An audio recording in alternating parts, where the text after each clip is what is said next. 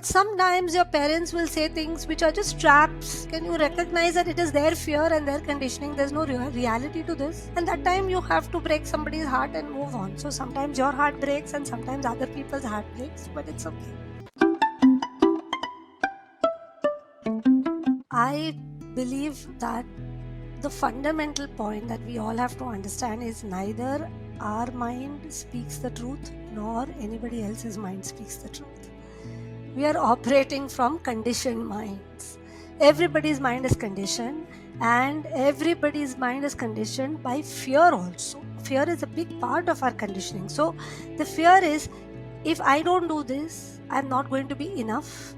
And the conditioning that comes from the social system, from your parents and all, comes from exactly the same spot. If my child doesn't do this, if this person doesn't do this, it's not going to be enough. But nobody sits and questions, we don't do it, why is it not going to be enough? Who said that this has to be done? Why has this to be done? In a very deep, as a very evolutionary sense, this is coming from survival of the fittest.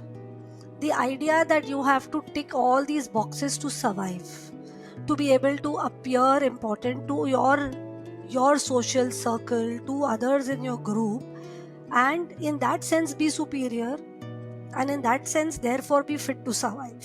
So I have to achieve this because I have to appear like this, and only if I appear worthy will I survive. It's not true anymore. It's just conditioned. It's just a tendency that is in the system. So somewhere one has to question this. One has to recognize that one can't fall for this kind of thinking. Neither your own nor your parents. So it's not just your parents and your well-wishers thinking that you need to kind of dispel, but even your own thinking that I must do this, must achieve more than I feel like doing this seems the right thing to do at this time. I would say go with that kind of an intuition rather than with what you must or have to do. The other thing I also feel is that between what I want to do and what people want to do, there could be a conflict, and their balance is crucial. Again, balance means that sometimes you might have to postpone what you need because something else even you realize is more important. Like, let's say you want to go for something, a course, or let's say you want to go for a trek, and then something else has come up, somebody has become sick at home, or something else came up at work which seems important, and you know that that's more important, but you want to. So you kind of have to keep on balancing between what you want and what is needed. But sometimes your parents will say things which are just traps, which will just hinder you, which will just hold you back, and you recognize that it is their fear and their conditioning. There's no reality to this.